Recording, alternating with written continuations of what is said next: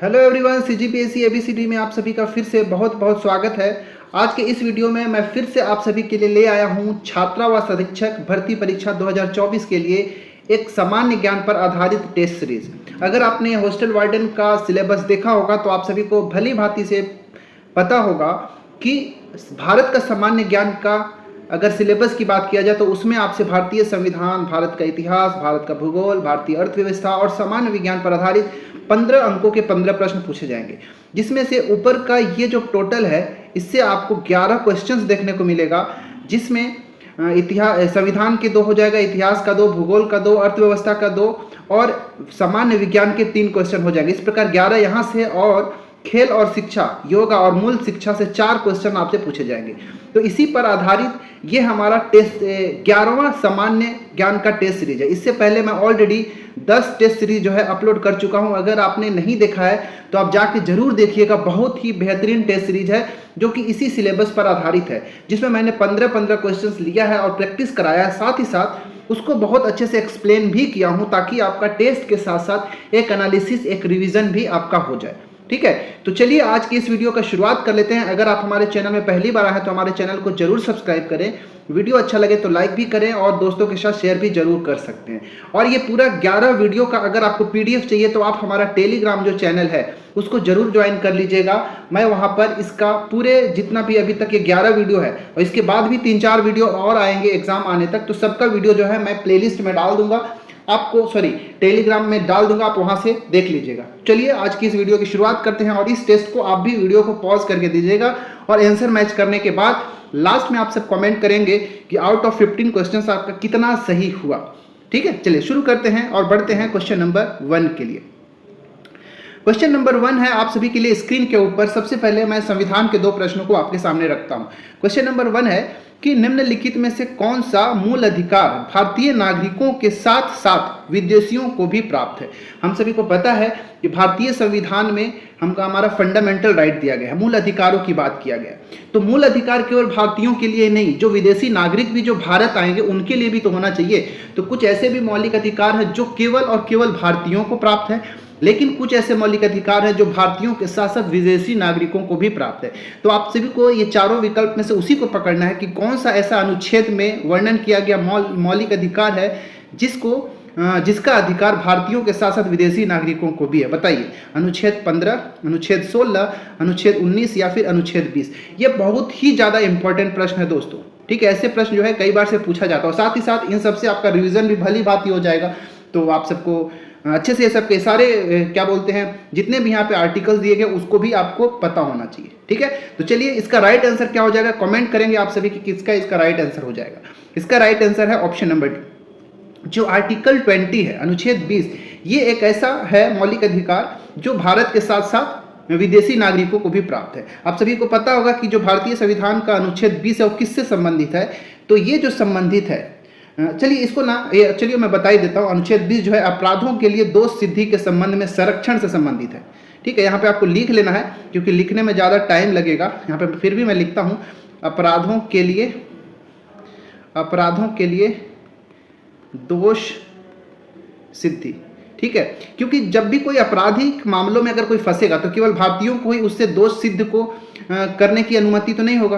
विदेशियों को भी तो यह मौका मिलना चाहिए कि भाई अपना दोष सिद्धि के संबंध में या फिर उसको खुद को एक संरक्षण प्राप्त हो सके। अगर कोई गलती नहीं किया तो लड़े तो सही।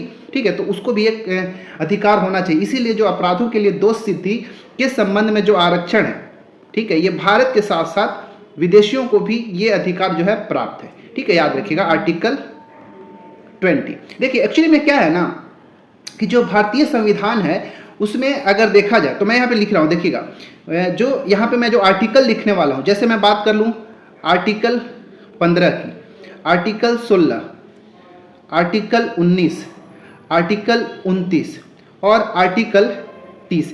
यहाँ पे 1, 2, 3, 4 और ये 5 ये ऐसे मौलिक अधिकार हैं जो केवल और केवल भारतीय नागरिकों को प्राप्त है।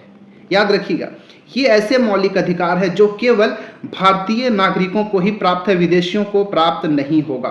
ठीक है, इसके अलावा मैं और यहाँ पे जो आर्टिकल लिखने वाला हूँ, जैसे आर्टिकल 14 हो गया, 20 हो गया, 21 हो गया, 21 का हो गया, फिर आर्टिकल 22 हो गया, 23 हो गया, 24 हो गया, 25 हो गया, 26 हो गया, 27 हो गया और 28। यहाँ पे टोटल 11, 1 2 3 4 5 6 7 8 9 10 11, ये 11 ऐसे आर्टिकल हैं जो भारतीयों के साथ साथ विदेशी नागरिकों को भी ये मौलिक अधिकार प्राप्त है। तो ये 5 हो गए केवल भारतीयों को और नीचे के जो 11 है भारतीयों के साथ साथ विदेशी नागरिकों को भी प्राप्त है। ठीक है, तो ये सभी आर्टिकल के बारे में आपको पता होना चाहिए कि ये किससे संबंधित है। लेकिन हाँ, याद रखिएगा, जब भी मैं बात करता हूँ कि विदेशी नागरिकों को भी ये मौलिक अधिकार प्राप्त है, तो जो शत्रु देश होते हैं उनको छोड़कर जितने भी अन्य देश हैं, ठीक है, उनको भी भारत के अंदर ये मौलिक अधिकार जो है प्राप्त है, नीचे वाले। ठीक है, और आप सभी को पता होगा अनुच्छेद 15 किससे संबंधित है। तो अनुच्छेद 15 जो है धर्म, मूल वंश, जाति, लिंग और जन्म स्थान के आधार पर विभेद पर निषेध करता है, मतलब भेदभाव निषेध को ये बात करता है। ठीक है, मैं आप लिख नहीं रहा हूं, समझ लीजिएगा। आर्टिकल 16 तो आप सभी को पता होगा, लोक नियोजन के विषय में अवसर की समानता। ठीक है, लोक नियोजन के विषय में अवसर की समानता कौन सा आर्टिकल? आर्टिकल 16 कहता है। इसके बाद आर्टिकल 19 आप सभी को पता होगा, विचार, अभिव्यक्ति, शांतिपूर्ण सम्मेलन, निर्बाध विचरण और निवास तथा संघ बनाने की स्वतंत्रता की बात करता है। फ्रीडम ऑफ एक्सप्रेशन की बात करता है, अभिव्यक्ति की आजादी। ठीक है, तो ये सब आप लोग याद कर लीजिएगा। उम्मीद है ये आपका बिल्कुल सही हुआ होगा। तो कौन कौन से अधिकार, मौलिक अधिकार जो भारतीयों को भी प्राप्त है, कुछ ऐसे मौलिक अधिकार जो भारतीयों के साथ साथ विदेशियों को भी प्राप्त है, तो ये सभी आपको याद रखना चाहिए। ठीक है, चलिए बढ़ते हैं संविधान के ही प्रश्न क्रमांक 2 में। दूसरा प्रश्न है आप सभी के लिए स्क्रीन के ऊपर, जो कि बहुत ही ज्यादा फिर से इंपॉर्टेंट है। किस अधिनियम के तहत सर्वप्रथम भारत में महिलाओं को वोट देने का अधिकार प्राप्त हुआ? ये भी एक बहुत आसानी से, बहुत इंपॉर्टेंट और आसान भी प्रश्न है। ये प्रश्न एक्चुअली में जब भारत में संविधान निर्माण की प्रक्रिया चल रही थी, शुरुआत हो रही थी, उस समय जो अधिनियम जो लाए जा रहे थे ब्रिटिश सरकार के द्वारा, ब्रिटिश ईस्ट इंडिया कंपनी के द्वारा, उससे संबंध रखता है। ठीक है, तो अगर इसको पढ़े होंगे तो, क्योंकि बहुत अच्छा प्रश्न है, CGPSC के भी अंदर भी ऐसे प्रश्न जो है पूछ लिए जाते हैं। तो बताइए कि कौन सा ऐसा अधिनियम था जिसके तहत भारत में पहली बार महिलाओं को भी वोट देने का अधिकार प्राप्त हुआ? भारत परिषद अधिनियम 1909, भारत शासन अधिनियम 1919, भारत शासन अधिनियम 1935 या फिर भारत स्वतंत्रता अधिनियम 1947? बताइए, बहुत ही बेहतरीन क्वेश्चन है, इसका आंसर आप सभी को पता ही होना चाहिए। ठीक है, देखिए पहली बात तो ये भारत परिषद अधिनियम 1909 जो है, इसको मार्ले मिंटो सुधार अधिनियम भी कहते हैं। ठीक है, यहाँ पे आप लिख लीजिएगा, इसको हम मार्ले मिंटो सुधार अधिनियम भी कहते हैं। ठीक है, मार्ले मिंटो सुधार अधिनियम भी कहते हैं। और जो 1919 का अधिनियम है ना, भारत शासन अधिनियम 1919, इसको हम मॉन्टेग्यू चेम्सफोर्ड सुधार अधिनियम भी कहते हैं। मॉन्टेग्यू चेम्सफोर्ड सुधार अधिनियम। ठीक है, तो ये दोनों याद रखिए, कई बार से ऐसे भी प्रश्न पूछ लिया जाता है। ठीक है, तो इसका जो पहली बार भारत के अंदर महिलाओं को वोट देने का जो अधिकार प्राप्त हुआ है, वो भारत शासन अधिनियम 1919 के तहत ही, या फिर कह लीजिए भारत शासन अधिनियम 1919 या फिर मॉन्टेग्यू चेम्सफोर्ड सुधार अधिनियम के तहत ही ये अधिकार महिलाओं को दिया गया था। ठीक है, और ये जो अधिनियम आया था उस समय, अगर कई बार से ये भी पूछता है कि जो इंग्लैंड था उस समय, इंग्लैंड का PM कौन था? तो आपको याद रखना है जो लॉयड जॉर्ज। ठीक है, लॉयड जॉर्ज उस समय ब्रिटेन का या फिर कह लीजिए इंग्लैंड का प्राइम मिनिस्टर था, आपको याद रखना। ठीक है, और 1919 का जो अधिनियम है, ये आपको पता ही होगा कि जो भारत परिषद अधिनियम 1919, जिसको मार्ले मिंटो सुधार अधिनियम कहते हैं, इसके अंतर्गत पहली बार मुस्लिम समुदाय के लिए पृथक प्रतिनिधित्व का भी उपबंध किया गया था। ठीक है, याद रखिएगा, कौन सा? ऑप्शन नंबर A की मैं बात कर रहा हूँ। 1919 का जो 1909 का जो अधिनियम था, जिसको मार्ले मिंटो सुधार अधिनियम कहते हैं, इसके अंतर्गत पहली बार मुस्लिम समुदाय को भी एक पृथक चुनाव की बात किया गया। ठीक है ना, मतलब पृथक प्रतिनिधित्व का उपबंध किया गया था। भारत शासन अधिनियम जो 1935 का है, इसके बारे में कई सारे इंपॉर्टेंट आपको याद रखना है, लेकिन एक चीज आपको याद रखना है कि ये जो भारत शासन अधिनियम 1935 जो था ना, वो साइमन कमीशन के रिपोर्ट पर आधारित था। ये जो 1919 का जो अधिनियम है, इसी के तहत आप सभी को पता होगा कि जो हमारे जो संविधान के अंतर्गत 3 सूचियों में वर्णन किया गया है, जितनी भी शक्तियां होती हैं ना राज्य की और देश की, उसको 3 तरह की शक्तियों में बांटा गया है। एक परिसंघ सूची, आपने सुना होगा, जिसको हम सिंपली संघ सूची भी कहते हैं, परिसंघ सूची। एक था प्रांतीय सूची, ठीक है, जिसको हम राज्य सूची भी कह लेते हैं, राज्य सूची, संघ सूची और एक समवर्ती सूची। इन 3 तरह की सूचियों में विभाजित किया गया था। किसके तहत? तो ये 1935 का जो भारत शासन अधिनियम है उसी के तहत, तो ये चीज़ को याद रखिएगा। और भारत स्वतंत्रता अधिनियम 1947 में लाया गया था, आप सभी को पता होना चाहिए। ये जो अधिनियम है इसको ब्रिटिश संसद में प्रस्तावित कब किया गया था, इसकी मैं बात कर रहा हूँ, ठीक है। इसको ब्रिटिश संसद में प्रस्तावित कब किया गया था, तो डेट याद रखिएगा कि ये प्रस्तावित किया गया था 4 जुलाई 1947 को। 4 जुलाई 1947 को भारत स्वतंत्रता अधिनियम 1947 को प्रस्तावित किया गया था। लेकिन इसको स्वीकृत कब किया गया था, ठीक है, इसको स्वीकृत कब किया गया था, तो 18 जुलाई, 14 दिन के बाद 18 जुलाई 1947 को इसको स्वीकृति प्रदान किया गया था। और इस अधिनियम के तहत ये बोला गया था कि 15 अगस्त 1947 को, क्या कि 15 अगस्त 1947 को भारत और पाकिस्तान नामक 2 अधिराज्य बना दिया जाएगा, ठीक है। और ये दोनों, और ब्रिटिश सरकार द्वारा इन दोनों अधिराज्यों की जो सत्ता है उनको सौंप दिया जाएगा, ठीक है। तो ये आपको पूरा याद रखना चाहिए, जो कि प्रश्न क्रमांक 2 था। तो ये थे 2 महत्वपूर्ण संविधान के प्रश्न, जिसका आप डिटेलिंग भी आप याद रखिएगा और इसका आंसर भी याद रखिएगा। चलिए बढ़ते हैं क्वेश्चन नंबर 3 की ओर। तीसरा प्रश्न जो है अब इतिहास से आएगा, तीसरा और चौथा प्रश्न बहुत अच्छा है और थोड़ा अलग लगेगा आपको, शायद ये क्वेश्चन कभी प्रैक्टिस किए होंगे प्रीवियस ईयर में। प्रश्न को ध्यान से पढ़िएगा क्योंकि एक बहुत ही ज्यादा इंपॉर्टेंट प्रश्न है। प्रश्न है कि महाड़ सत्याग्रह का नेतृत्व किसके द्वारा किया गया था, महंत ज्योतिबा फुले के द्वारा, लाला लाजपत राय के द्वारा, डॉक्टर भीमराव अंबेडकर के द्वारा, या फिर महात्मा गांधी के द्वारा। बताइए ये महाड़ सत्याग्रह का नेतृत्व किसने किया था। Right answer is option number C, doctor Bhimrao Ambedkar, ठीक है। डॉक्टर भीमराव अंबेडकर के द्वारा इस महाड़ जो सत्याग्रह है इसका आयोजन किया गया था, नेतृत्व किया गया था। कब, तो याद रखिएगा 20 मार्च 1927 को, ठीक है। कब, 20 मार्च 1927 को। एक्चुअली आपको महाराष्ट्र के अंदर, मैं यहाँ पे बता रहा हूँ, महाराष्ट्र के अंदर एक जिला है जिसका नाम है रायगढ़, ठीक है। महाराष्ट्र का एक जिला है रायगढ़, रायगढ़ में एक स्थान है जिसका नाम है महाड़, ठीक है। याद रखिएगा महाड़ एक स्थान है, वहीं पर जो डॉक्टर भीमराव अंबेडकर है उनके द्वारा यह सत्याग्रह को चलाया गया था। क्यों चलाया गया था भाई, तो वहां पे जो ये जो स्थान है महाड़, वहां पे एक सार्वजनिक चावदार तालाब था जिसमें पानी पीने और उसके इस्तेमाल करने के लिए अधिकार के लिए जो डॉक्टर भीमराव अंबेडकर ने चलाया था, ताकि दलित जो है उस तालाब के पानी का अपने लिए इस्तेमाल कर सके, ठीक है। सोचिए उस पानी के लिए भी उनको एक सत्याग्रह करना पड़ा था। इसके बाद आपको एक चीज ये भी याद रखिएगा कि कई बार से ये भी पूछा जाता है कि डॉक्टर भीमराव अंबेडकर ने ही एक मनुस्मृति का सार्वजनिक रूप से दहन किया था, तो कब किया था, तो डेट याद रखिएगा 25 सितंबर 1927 को ही, 25 सितंबर 1927 को ही, और इसी स्थान पर, महाड़ नामक स्थान पर ही डॉक्टर भीमराव अंबेडकर ने सार्वजनिक रूप से जो मनुस्मृति है उसका दहन कर दिया था। इस चीज को आपको याद रखना चाहिए, ठीक है। चलिए एक क्वेश्चन आप सभी से पूछता हूं, बताइएगा कि आप सभी को पता है कि साइमन कमीशन हमारे देश में आया था, साइमन कमीशन या फिर साइमन आयोग कह लीजिए। इस साइमन कमीशन के विरोध करने के लिए लाला लाजपत राय जो थे इसका विरोध कर रहे थे, ठीक है, लाला लाजपत राय। फिर बाद में इनके ऊपर लाठी बरसाया जाता है जिससे उनकी मृत्यु होता है। तो आपको बताना है कि कौन से डेट पर, ठीक है, किस डेट को लाला लाजपत राय जो थे साइमन कमीशन का विरोध कर रहे थे जिससे उन पर लाठी से हमला किया गया था, उस डेट को आपको कमेंट करके बताना है, ठीक है। एक बहुत अच्छा प्रश्न एग्जाम में पूछा जाता है, राइट। चलिए बढ़ते हैं, चौथा प्रश्न जो है इतिहास के ऊपर, उसके ऊपर बढ़ते हैं। क्वेश्चन नंबर 4 है आप सभी के लिए स्क्रीन पर, जो कि एक बहुत अच्छा रिवीजन क्वेश्चन होगा। प्रश्न क्या है कि निम्नलिखित में से कौन सा विकल्प सुमेलित नहीं है, ठीक है। यहाँ पे एक्चुअली में आंदोलन और उसके प्रारंभकर्ता का यहाँ पे एक लिस्ट दिया हुआ है, कह लीजिए मैचिंग दिया हुआ, इसमें से कौन सा जो है मैच नहीं है आप सभी को बताना है। राष्ट्रवादी अहरार आंदोलन का प्रारंभ क्या मजहर उल हक ने किया था, या फिर आत्मसम्मान आंदोलन की शुरुआत राम स्वामी नायकर के द्वारा किया गया था, निरंकारी आंदोलन की शुरुआत दयाल दास के द्वारा किया गया था, या फिर डंडा फौज का गठन करता सचिंद्र सन्याल। तो इसमें से कौन सा विकल्प सुमेलित नहीं है आप सभी को बताना है, ठीक है। चलिए इसका आंसर मैं बताता हूं, आप मैच करिएगा। ऑप्शन नंबर डी जो है ये सुमेलित नहीं है, क्योंकि डंडा फौज जो है इसका जो गठन करने वाले सचिंद्र सन्याल नहीं थे, इसका जो गठन किए थे वो पंजाब के एक व्यक्ति थे, याद रखिएगा। पंजाब में ही इसका गठन हुआ था चमनदीव के द्वारा, नाम क्या था उनका, चमनदीव। इन्होंने ही डंडा फौज की स्थापना किया था, याद रखिएगा।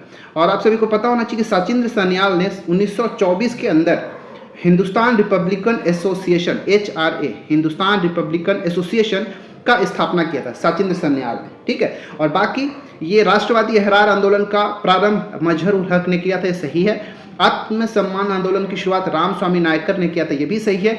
और निरंकारी आंदोलन की शुरुआत दयाल दास के द्वारा किया गया था, ये भी सही है। ऑप्शन नंबर डी ही असुमेलित था। चलिए एक क्वेश्चन जो है आपसे पूछता हूं, इसका आंसर आप सभी कमेंट करिएगा कि बताइए अखिल भारतीय हरिजन संघ, नाम आपने सुना ही होगा। अखिल भारतीय हरिजन संघ की स्थापना किसके द्वारा किया गया था? ठीक है, की स्थापना किसके द्वारा और कब किया गया था? ठीक है, कमेंट करके बताइएगा कि अखिल भारतीय हरिजन संघ की स्थापना किसने और कब की थी। राइट, चलिए तो हमने हिस्ट्री का भी 2 क्वेश्चन देख लिया। अब हम भूगोल के 2 महत्वपूर्ण प्रश्नों की ओर बढ़ते हैं। याद रखिए, यहां से 5वां और 6वां प्रश्न होगा ज्योग्राफी के ऊपर होगा। प्रश्न है 5वां कि विश्व की सबसे प्राचीन पर्वत श्रृंखला कौन सी है? Very very important and common question. ठीक है, कई बार से पूछा जाता है कि बताइए कि विश्व की सबसे प्राचीन पर्वत श्रृंखला कौन सी है? ये चारों विकल्प के अंदर सतपुड़ा की पहाड़ियां, अरावली की पहाड़ियां, छोटा नागपुर की पहाड़ियां या फिर गारो खासी जयंतिया की पहाड़ियां। बताइए, बहुत अच्छा प्रश्न है, इसको आपको कमेंट करके बताना है, इसके बाद मेरे आंसर से मैच करिएगा। तो इसका सही आंसर क्या होना चाहिए? राइट आंसर है ऑप्शन नंबर बी। ठीक है, बहुत ज्यादा इंपॉर्टेंट है, याद रखिए। अरावली पहाड़ी जो है, अरावली पर्वत की जो पहाड़ियां हैं, अरावली जो रेंज है, वो विश्व की सबसे प्राचीन पर्वत श्रृंखला में से एक है, और है ही, एक नहीं प्राचीन पर्वत श्रृंखला ही है। तो इसका आंसर ऑप्शन नंबर बी बिल्कुल सही होगा। अब सभी को पता होगा कि अरावली की पहाड़ी आपको देखने को कहाँ मिलेगा? तो राजस्थान के अंदर देखने को मिलेगा। ठीक है, राजस्थान के अंदर देखने को मिलेगा। और साथ ही साथ याद रखिएगा कि ये कौन सी तरह के चट्टान की बनी है? तो प्री कैम्ब्रियन, ठीक है, प्री कैम्ब्रियन काल की चट्टानों से निर्मित है, जो कि एक बहुत ही प्राचीन चट्टान है। अच्छा, ये जो अरावली पर्वत है, अरावली पर्वत, मैं यहाँ पे भी कुछ डिटेल लिख रहा हूँ कि अरावली पर्वत जो है, इसकी सबसे ऊंची चोटी कहाँ है? तो आपको याद रखना है, राजस्थान में एक स्थान है माउंट आबू। माउंट आबू के ऊपर ही एक श्रेणी है जिसको कहते हैं गुरु शिखर। ये गुरु शिखर ही इस अरावली पर्वत की सबसे ऊंची चोटी है, जिसकी ऊंचाई अगर मैं बता दूं तो 1722 मीटर। ठीक है, 1722 मीटर। और जो ये अरावली पर्वत है, इससे याद रखिएगा कि अरावली पर्वत के पूर्व से, अरावली पर्वत के जो पूर्व वाला क्षेत्र है, पूर्वी क्षेत्र है, वहां से बनास नदी का उद्गम होता है। ठीक है, वहां से बनास नदी का उद्गम होता है, और पश्चिमी क्षेत्र से, ठीक है, अरावली का जो पश्चिमी क्षेत्र है, उस पश्चिमी से लूनी नदी का उद्गम होता है। ठीक है, ये पूरा डिटेल आपको याद रखना चाहिए, कहीं ना कहीं क्वेश्चन आपको एग्जाम में देखने को जरूर मिल सकता है। ठीक है, और आप सभी को पता होगा कि सतपुड़ा की पहाड़ियां कहाँ मिलेगा? तो ये मध्य प्रदेश के आप क्षेत्र में मिलेगा, मध्य प्रदेश में ही सतपुड़ा की पहाड़ियां आपको देखने को मिलेगा। और इसी का जो सतपुड़ा की पर्वत है, उसी का उसका है एक महादेव पर्वत, इसी में आता है। और महादेव पर्वत में ही धूपगढ़ की चोटी है। ठीक है, धूपगढ़ी चोटी भी कहते हैं या धूपगढ़ की चोटी कहते हैं, जो कि सतपुड़ा की सबसे ऊंची चोटी है। इसकी ऊंचाई जो है 1350 मीटर है। राइट, छोटा नागपुर की पठार आपको झारखंड के अंदर, झारखंड का जो रांची वाला क्षेत्र है, ठीक है, झारखंड का जो रांची वाला क्षेत्र है, उसको वो इसी पर आता है। ठीक है, छोटा नागपुर की पहाड़ी किसमें? रांची वाला क्षेत्र है, वो छोटा नागपुर की पहाड़ी पर ही एक्चुअली में बसा हुआ है। ठीक है, और आप सभी को पता है कि छोटा नागपुर का जो पठार है, ठीक है, जिसको भारत का रूर कहा जाता है, क्योंकि ये खनिजों से एकदम भरा हुआ है। ठीक है, याद रखिएगा। गारो खासी और जयंतिया की पहाड़ी है, ये भी एक्चुअली में छोटा नागपुर के पहाड़ी का ही विस्तार है, जो कि आपको मेघालय के अंदर देखने को मिलेगा। ठीक है, मेघालय शिलांग, ठीक है, मेघालय की राजधानी है शिलांग, इसको शिलांग का पठार भी कहा जाता है, गारो खासी और जयंतिया की पहाड़ी को। ठीक है, याद रखिए, क्योंकि ये पूरा बहुत ही ज्यादा इंपॉर्टेंट मैंने डिटेलिंग किया है, सबको आपको याद रखना चाहिए। चलिए एक क्वेश्चन मैं क्वेश्चन करता हूँ, कमेंट करके आप लोग बताइए कि इसका आंसर क्या होगा, कि वो कौन सी नदी है। ठीक है, आपको नाम बताना है, कौन सी ऐसी नदी है जो जमीन पर ही विलुप्त हो जाता है। ठीक है, जो जमीन पर ही विलुप्त हो जाता है। आप सभी को पता होता है कि भारत में बहने वाली कुछ नदियां जो अरब सागर में जाके मिलती है, कुछ नदियां जो है कहाँ, हिंद महासागर में या फिर बंगाल की खाड़ी में जाके मिल जाती है। तो आपको बताना है कि कौन सी ऐसी नदी है जो किसी भी महाद्वीप में, या फिर कह लीजिए कि ना तो अरब सागर में जाके मिलता है, ना तो बंगाल की खाड़ी में, जमीन पर ही विलुप्त हो जाता है। कमेंट करके बताइएगा, बहुत ही इंपॉर्टेंट प्रश्न है। ठीक है, चलिए बढ़ते हैं छठवां भूगोल की ओर। भूगोल का छठवां प्रश्न है कि सतलज नदी का उद्गम स्थल कौन सा है? ये भी एक इंपॉर्टेंट प्रश्न है। ठीक है, इससे भी प्रश्न जो है आप सभी से पूछा जाता है। बताइए कि सतलज नदी जो है, उसका उद्गम क्षेत्र कौन सा, उद्गम स्थल कौन सा है? सानोख्या बाब हिमनद से, शेषनाग झील से, राकस ताल से, या फिर व्यास कुंड से? कहाँ से सतलज नदी का उद्गम होता है, आप सभी को बताना है। इसका सही आंसर है ऑप्शन नंबर सी, राकस ताल। ठीक है, आप सभी को तिब्बत में एक स्थान पता होगा, कई बार से यहाँ पे कंफ्यूजन होता है। तिब्बत में एक स्थान है मानसरोवर। ठीक है, तिब्बत में ही एक झील है, कहाँ, एक मानसरोवर झील है। इस मानसरोवर झील के समीप, ठीक है, इसके समीप ही राकस ताल एक झील है। उसी राकस ताल झील से सतलज नदी का उद्गम होता है। ठीक है, याद रखिएगा। और हाँ, जो शानोख्याबाद हिमनद है, ठीक है, शानोख्याबाद हिमनद है, इससे एक्चुअली में ये भी जो है राकस ताल के समीप ही है। राकस ताल मार देते हैं, लेकिन अगर ऑप्शन में वो ना मिले, शानोख्याबाद हिमनद अगर ना मिले और केवल राकस ताल मिले, तो आप राकस ताल मार दीजिएगा।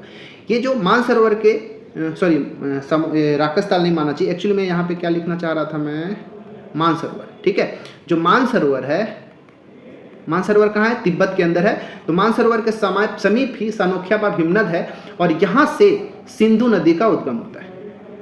यहाँ से सिंधु नदी का उद्गम होता है, आप सभी को याद रखना चाहिए। ये भी तिब्बत के अंदर है। और शेषनाग झील से आप सभी को वेरी वेरी इंपॉर्टेंट है, शेषनाग से पता ही होना चाहिए। बैरीनाग नामक एक स्थान है कश्मीर के अंदर। ठीक है, वहाँ पे जो शेषनाग झील है, इससे झेलम नदी का उद्गम होता है। ठीक है, शेषनाग झील कहाँ से, शेषनाग झील से क्या, झेलम नदी का उद्गम होता है। और व्यास कुंड कहाँ पड़ेगा, तो ये आपको हिमाचल प्रदेश में देखने को मिलेगा। ठीक है, हिमाचल प्रदेश में एक जगह है व्यास कुंड, वहाँ से व्यास नदी का उद्गम होता है। ठीक है, व्यास नदी का उद्गम होता है। चलिए एक क्वेश्चन, यहाँ से भी दो क्वेश्चन पूछता हूँ। बताइए कि भारत की सबसे लंबी नदी कौन सी है। भारत की सबसे लंबी नदी कौन सी है, ठीक है, और कितना किलोमीटर। और एक और बता दीजिए कि भारत की सबसे बहने वाली, सबसे भारत की सबसे वृहद नदी कौन सी है, वृहद नदी। ठीक है, बताइए दोनों। वृहद मतलब मैं चौड़ाई के अकॉर्डिंग कह रहा हूं कि चौड़ाई के अनुसार सबसे बड़ी नदी कौन सी है। एक बड़ी नदी होती है, एक लंबी नदी होती है। तो दोनों कमेंट करके बताइए इसका आंसर क्या होगा। ठीक है, तो भूगोल के भी दो प्रश्न हो गया।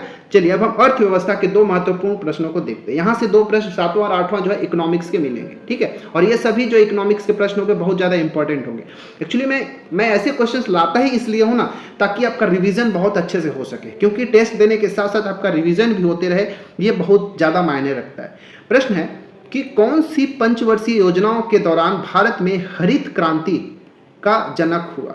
ठीक है, हरित क्रांति, ग्रीन रेवोल्यूशन। तो सबसे पहले आपको पता होना चाहिए कि भारत में हरित क्रांति का जनक कौन है। भारत के अंदर हरित क्रांति का जनक कौन है, तो आप सभी को पता होगा, डॉक्टर MS स्वामीनाथन। नाम याद रखिएगा, डॉक्टर MS स्वामीनाथन। ये भारत के अंदर की मैं बात कर रहा हूँ।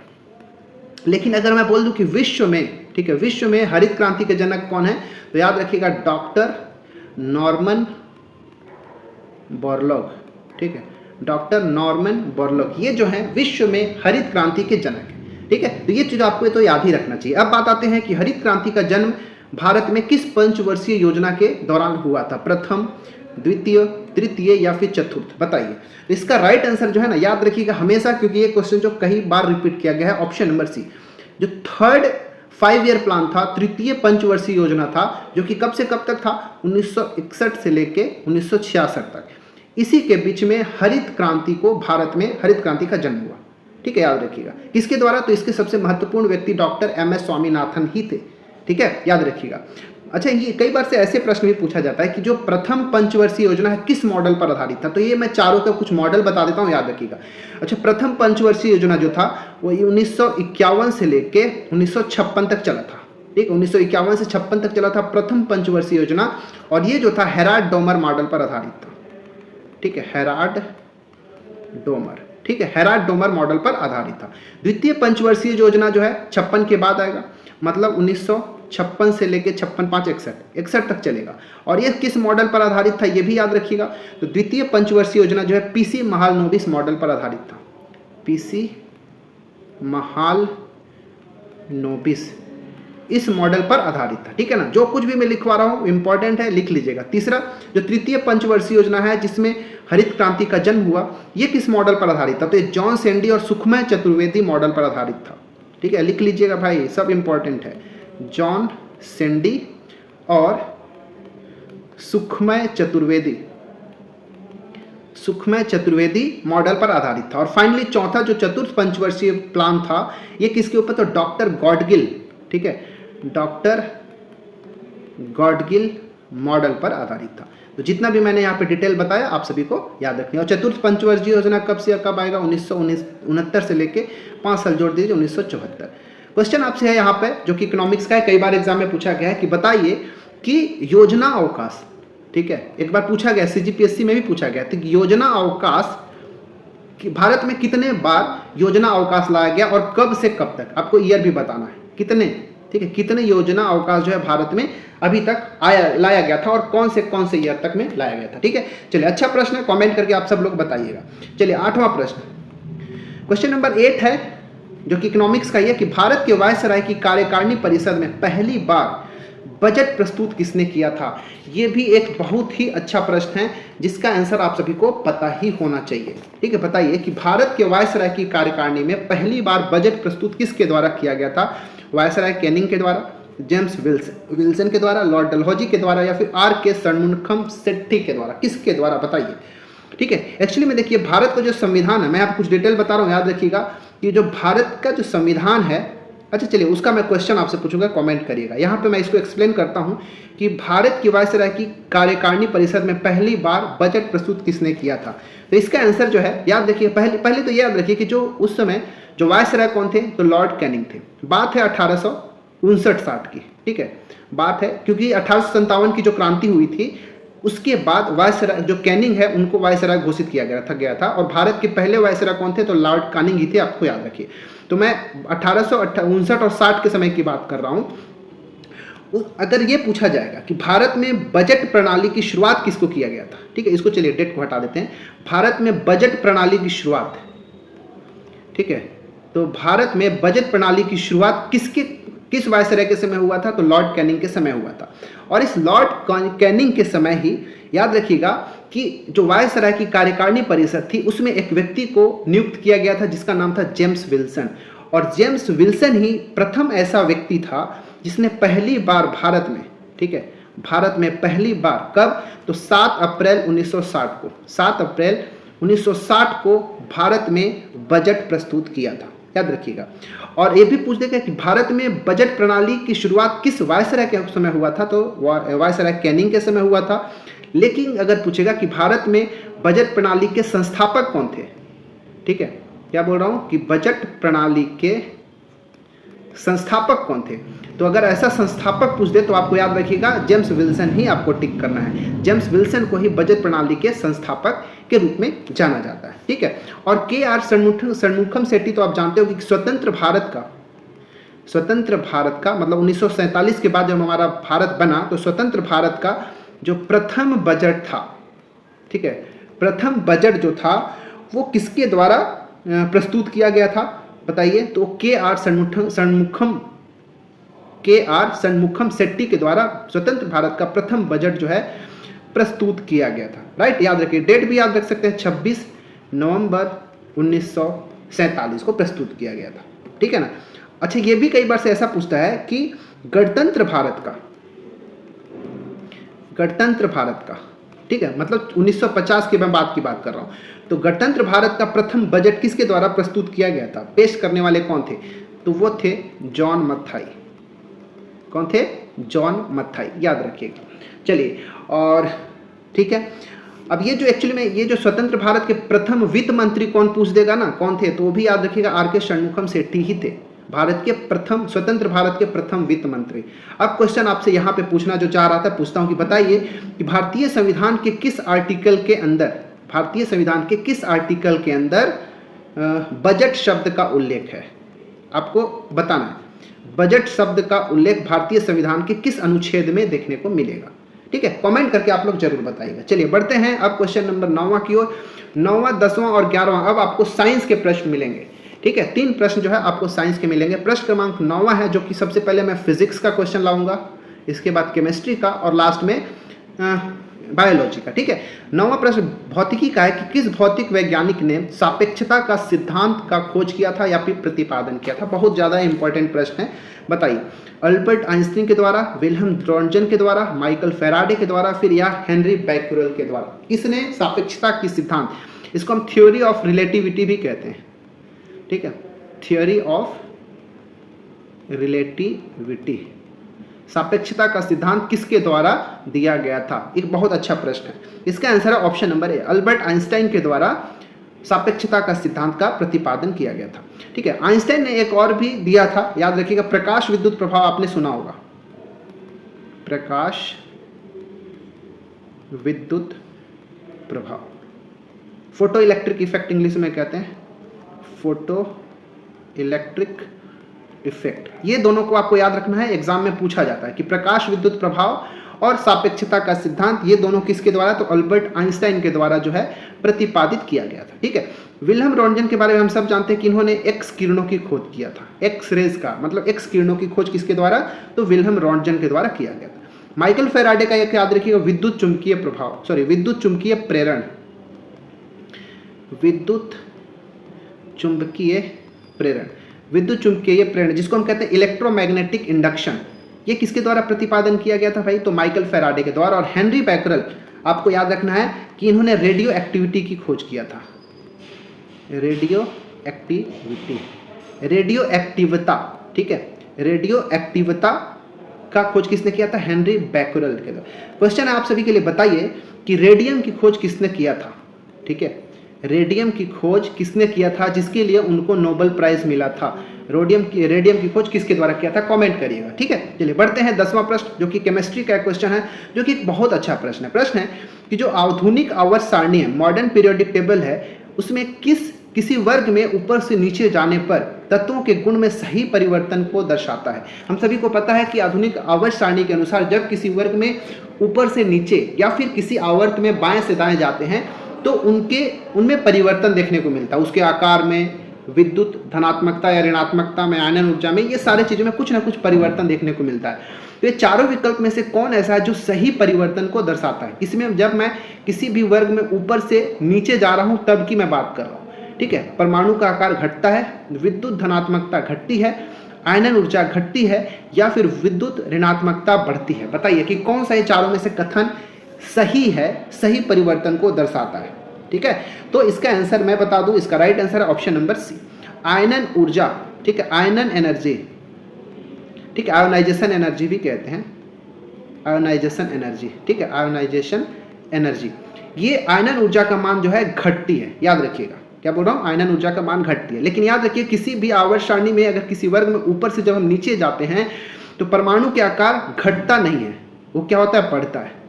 ठीक है, परमाणु आकार में क्या होता है, वृद्धि होता है। विद्युत धनात्मकता घटती नहीं है, ये बढ़ती है। ठीक है, विद्युत धनात्मकता बढ़ती है, विद्युत ऋणात्मकता बढ़ती नहीं है, विद्युत ऋणात्मकता घटती है। ठीक है, तो याद रखिएगा, ऐसे प्रश्न भी आपसे एग्जाम में पूछे जा सकते हैं। तो ये एक बहुत अच्छा प्रश्न है।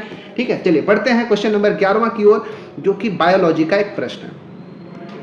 बायोलॉजी का एक प्रश्न है, एक इकोनॉमिक्स बोलता हूँ, इकोसिस्टम। ठीक है, इकोसिस्टम से भी ये प्रश्न जो है पूछे जाते हैं, जो हमारा, या फिर कह लीजिए कि एनवायरनमेंट का, पर्यावरण का क्वेश्चन हो सकता है कि निम्नलिखित में से कौन एक खाद्य श्रृंखला का निर्माण करता है। ठीक है, फूड चेन। ठीक है, खाद्य श्रृंखला मतलब फूड चेन, कौन सा ऐसा विकल्प है जो फूड चेन को प्रदर्शित करता है या फूड चेन का निर्माण करता है, बताइए। घास, गेहूं, आम, घास, बकरी, मानव, बकरी, गाय या हाथी, उपरोक्त में से एक या एक से अधिक। बताइए कौन सा जो है मिलकर एक फूड चेन का, खाद्य श्रृंखला का निर्माण करते हैं। तो खाद्य श्रृंखला एक्चुअली में होता क्या है कि एक ऐसा विशिष्ट वातावरण है जिसमें विभिन्न जीवों के बीच भोजन के एक संबंध को दर्शाया जाता है। ठीक है, एग्जाम्पल के लिए इसका आंसर ही ले लेता हूँ, ऑप्शन नंबर बी इसका आंसर है, घास, बकरी और मानव। घास, तो ये घास को कौन खाता है भाई, तो इसको शाकाहारी जंतु जो होते हैं, जैसे बकरी हो गया। ठीक है, बकरी, घास को कौन खा गई, बकरी, और बकरी को कौन खाता है, मानव खा जाते हैं। तो ये क्या है, घास, बकरी, मानव मिलकर एक फूड चेन बनाती है, खाद्य श्रृंखला का निर्माण करती है। इसीलिए इसका आंसर ऑप्शन नंबर जो बी है बिल्कुल सही होता है। खाद्य श्रृंखला में ये अलग अलग चरण होते हैं, अलग अलग स्तर होते हैं, जिसको हम अलग अलग पोषी स्तर के रूप में हम जानते हैं। जैसे एग्जाम्पल के लिए जो घास वाला हम बोलती है, घास, इसको हम प्राथमिक स्तर या फिर प्रथम स्तर में रखते हैं। ये घास कैसा हो गया भैया, ये प्रथम स्तर हो गया। जो प्रथम स्तर होते हैं इसको हम क्या, प्रथम पोषी स्तर का नाम बोल देते हैं। इसको हम स्वपोषी भी कहते हैं।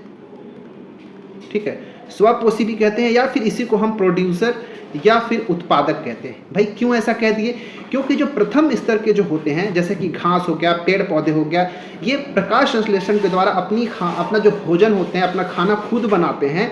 ठीक है, ताकि जो दूसरे स्तर वाले हैं वो उसका भक्षण कर सके। इसीलिए हम इसको उत्पादक और क्योंकि खुद ही प्रकाश संश्लेषण के द्वारा अपना भोजन तैयार करते हैं, इसलिए हम स्वपोषी के अंतर्गत रखते हैं। तो हमेशा याद रखिए कि किसी भी खाद्य श्रृंखला का सबसे निचला स्तर जो होता है वह स्वपोषी के अंतर्गत आते हैं, जो कि अपना खाना जो है खुद ही बनाते हैं। तो घास, पेड़ पौधे उसके अंतर्गत रखे जाते हैं। इसके बाद ये प्रथम स्तर के बाद ऊपर वाले जितने होते हैं उन सभी को हम उपभोक्ता की श्रेणी में रखते हैं। ये जो प्रथम श्रेणी वाला उत्पादक हो गए, प्रोड्यूसर हो गए, लेकिन जो उसके ऊपर द्वितीय, तृतीय, चतुर्थ स्तर वाले होते हैं हम उनको क्या कहते हैं, उत्पादक की जगह उनको उपभोक्ता कहते हैं, कंज्यूमर के अंतर्गत रखते हैं। तो हम जैसे अब द्वितीय जो स्तर होगा, ठीक है, द्वितीय स्तर जो होगा या फिर इसको हम ये प्राथमिक उत्पाद के रूप में हो गया। जो द्वितीय स्तर वाला होगा हम इनको प्राथमिक उपभोक्ता रखेंगे, क्योंकि अब उपभोग करने लगे। जो उत्पादक हैं प्रथम स्तर के जो हैं उनको उपभोग करने लगे, इसलिए हम इसको प्राथमिक उपभोक्ता के रूप में जानते हैं, द्वितीय स्तर। ठीक है, और इसमें कौन आएगा, तो इसमें ऐसे जंतु होंगे जो शाकाहारी होते हैं। इसमें ऐसे जंतु को हम रखेंगे जो शाकाहारी होते हैं और घास फूस खाते हैं। जैसे हमने देखा बकरी, ठीक है, बकरी हो गया, या फिर कह लीजिए इसमें और भी देख लीजिए बकरी, गाय, हिरण, टिड्डा, ये सब इसमें आते हैं। द्वितीय स्तर हो गया जिसमें प्राथमिक उपभोक्ता के अंतर्गत में रखते हैं, जिसमें शाकाहारी जंतु आते हैं।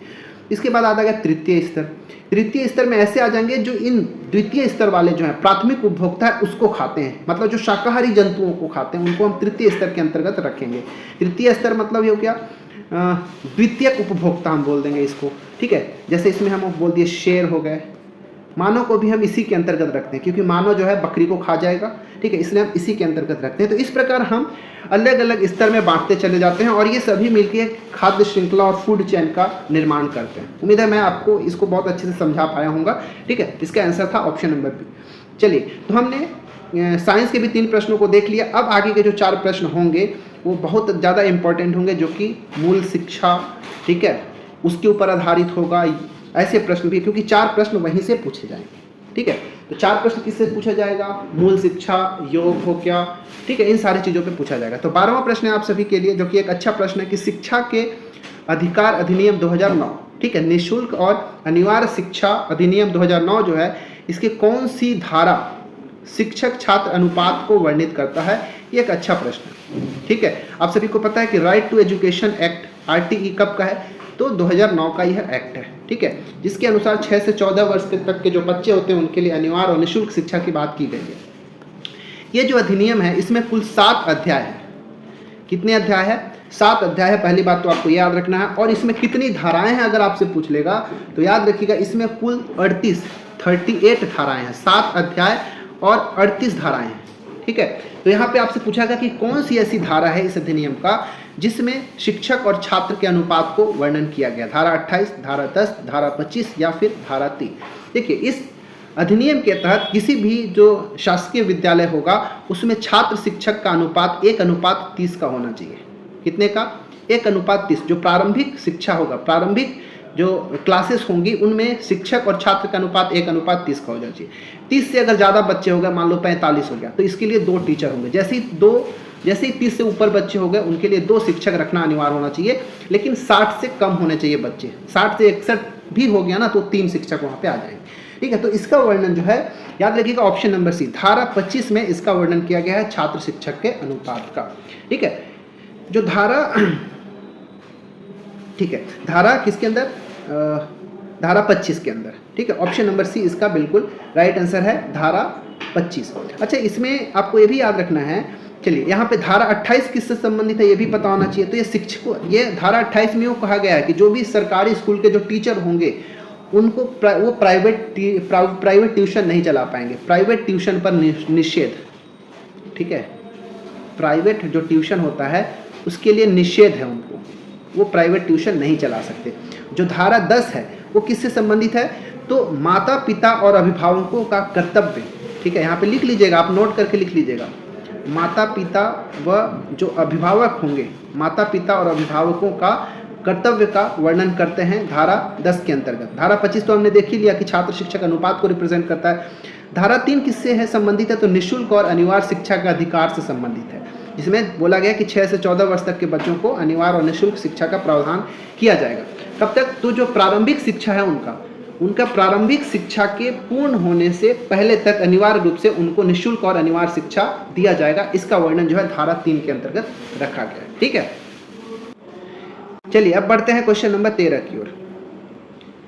13वां प्रश्न है आप सभी के लिए कि शिक्षा के अधिकार अधिनियम 2009 के किस अध्याय में विद्यालयों और शिक्षकों के उत्तरदायित्व का वर्णन है? धारा 2, धारा 3, धारा 4 या फिर धारा 5? बताइए किसमें जो है इसका वर्णन किया गया है कि विद्यालयों और शिक्षकों के दायित्वों का वर्णन किया गया। तो पहली बात तो हम ये देख लिए कि कुल कितनी अध्याय हैं। तो टोटल 7 अध्याय हैं शिक्षा के अधिकार अधिनियम 2009 में और 38 धाराएं। ठीक है, अध्याय 7, धाराएं कितने? 38। ठीक है, अब इसी के अंतर्गत आपसे पूछा कि किस अध्याय में विद्यालय और शिक्षकों के उत्तरदायित्व का वर्णन किया गया। तो आपको याद रखना है अध्याय 4। ऑप्शन नंबर सी इसका राइट आंसर है। अध्याय 4 में इसका वर्णन किया गया है। अध्याय 2 किससे संबंधित है? तो आप ये भी याद रखिएगा, अध्याय 2 जो है निःशुल्क और अनिवार्य शिक्षा का अधिकार की बात करता है। धारा 2 में जो बोल रहा हूँ उसको आप नोट डाउन कर लीजिएगा। धारा 2 किससे? निःशुल्क और अनिवार्य शिक्षा का अधिकार। इसके बाद धारा 3 किससे संबंधित है? तो समुचित सरकार, मतलब चाहे केंद्र सरकार की बात कर लो या राज्य सरकार की बात कर लो या फिर स्थानीय प्राधिकारियों की बात कर लो या फिर माता पिता, इन सब का क्या कर्तव्य होना चाहिए, ये धारा 3 के अंतर्गत वर्णन किया गया। सॉरी, अध्याय 3 के अंतर्गत वर्णन किया गया। अध्याय 5 किससे संबंधित है? तो जो प्रारंभिक शिक्षा होगा, ठीक है, क्योंकि 6 से 14 वर्ष तक के बच्चों की बात किया गया, तो इसमें जो प्रारंभिक शिक्षा की बात करेंगे तो जो प्रारंभिक शिक्षा होगा उसके लिए क्या सिलेबस होना चाहिए, क्या पाठ्यक्रम होना चाहिए इसके लिए, और इसको पूरा कैसे किया जाना चाहिए, कितने समय में पूरा किया जाना चाहिए। तो ये सारा चीज़ का वर्णन अध्याय 5 के अंतर्गत किया गया है। ठीक है, जो अध्याय 6 है उसमें जो बालकों के अधिकारों के संरक्षण की बात किया गया है। ठीक है, जो अध्याय 6 है उसमें किसका वर्णन किया गया है? बालकों के संरक्षण का वर्णन किया गया। ठीक है, तो इसका आंसर तो ऑप्शन नंबर सी था, याद रखिएगा। चलिए बढ़ते हैं क्वेश्चन नंबर 14वां की ओर। 14 नंबर का प्रश्न है कि प्रथम मनोवैज्ञानिक प्रयोगशाला की स्थापना किसने की थी? गॉल्टन ने, कर्ट लेविन ने, विल्हेम वुंड ने या फिर वाटसन ने? किसके द्वारा प्रथम मनोवैज्ञानिक प्रयोगशाला की स्थापना और कब की गई थी? ठीक है, तो इसका आंसर है option number C, Wilhelm Wundt जो है इन्होंने ही सर्वप्रथम मनोवैज्ञानिक प्रयोगशाला की स्थापना 1879 में किया था। कहाँ? तो जर्मनी में। जर्मनी में एक जगह है जिसका नाम है लिपजिंग, लिपजिंग, वहीं पर इन्होंने स्थापना किया था प्रथम मनोवैज्ञानिक शाला की। राइट, अच्छा, जो विल्हेम वुंड है इन्हीं को मनोविज्ञान के जनक, फादर ऑफ साइकोलॉजी, ठीक है, मनोविज्ञान के जनक के रूप में जाना जाता है। मनोविज्ञान के जनक, ठीक है, फादर ऑफ साइकोलॉजी के रूप में जाना जाता है। चलिए बढ़ते हैं क्वेश्चन नंबर 15। 15वां और आखिरी प्रश्न है आज का कि एक बच्चे की मानसिक आयु 12 वर्ष तथा वास्तविक आयु 10 वर्ष है तो उसकी बुद्धि लब्धि क्या होगी? बताइए, 110, 100, 120 या फिर 130? बुद्धि लब्धि का मतलब होता है इंटेलिजेंस कोशेंट। ठीक है, इंटेलिजेंस कोशेंट, जिसको हम शॉर्ट में IQ भी कहते हैं। किसी बालक का IQ कितना होगा अगर उसकी मानसिक आयु 12 वर्ष और वास्तविक आयु 10 वर्ष हो? तो IQ का एक्चुअली में फार्मूला यही होता है कि मानसिक आयु को ऊपर लिखना है, ठीक है, मानसिक आयु बटा जो उसकी वास्तविक आयु है, ठीक है, वास्तविक आयु को लिखना है नीचे और इंटू 100 कर देंगे, जो भी वैल्यू आएगा उसका IQ होगा। तो यहाँ पे देखेंगे तो मानसिक आयु 12 वर्ष की तरह है और उसकी जो वास्तविक आयु 10 वर्ष की तरह है, इंटू 100 कर दीजिए। ठीक है, तो 10 दाम में 100 और 12 दाम में 120, तो 120 उस आदमी का, उस बच्चे का IQ होगा। Option number C right answer हो जाएगा। तो इस फॉर्मूले का यूज़ करके आप IQ भी निकाल सकते हैं। तो इस तरह आज के इस टेस्ट में हमने 15 इंपॉर्टेंट क्वेश्चंस का देखा। देखिए वीडियो लेंथी हो गया, इससे पहले के जो 10 वीडियोस थे, टेस्ट वीडियो जो थे, वो मुश्किल से आधे घंटे के होते थे, 30 मिनट्स के होते थे। ठीक है, आज के जो वीडियो क्योंकि एग्जाम नज़दीक आ गया है तो मैंने एक्सप्लेनेशन ज़्यादा किया, ज़्यादा डिटेल आपको किया ताकि आपका रिवीजन अच्छे से हो सके। तो 15 क्वेश्चन को कराने में थोड़ा समय जो है ज़्यादा हो गया। ठीक है, तो कोई बात नहीं, आपका यहाँ पे नॉलेज गेन होना चाहिए, रिवीजन हो चाहिए, ये ज़्यादा जरूरी है। ठीक है, 15 में से आपका कितना सही कमेंट करके जरूर बताइएगा। जितने भी क्वेश्चन मैंने आप सभी से पूछा है उन सब का आंसर भी आप कमेंट करिएगा या फिर टेलीग्राम में मैसेज करिएगा, मैं देखूंगा कि किसका सही होता है। ठीक है, आप सभी की तैयारी कैसी चल रही है वो भी कमेंट करके बताइएगा। नए होंगे चैनल में तो सब्सक्राइब कर लीजिएगा, वीडियो अच्छा लगे तो लाइक भी करें, दोस्तों के साथ शेयर भी करें। और हॉस्टल वार्डन का जो समय है, ज़्यादा समय रह नहीं गया है, उम्मीद है आपकी तैयारी बहुत अच्छे से चल रही होगी। हमारे चैनल में जितने भी वीडियोस हैं आप सभी का रिवीजन करके जरूर जाएं, कहीं ना कहीं आपको जरूर मदद मिलेगा। चलिए मिलते हैं किसी और वीडियो में, इसमें इतना ही, अभी के लिए धन्यवाद।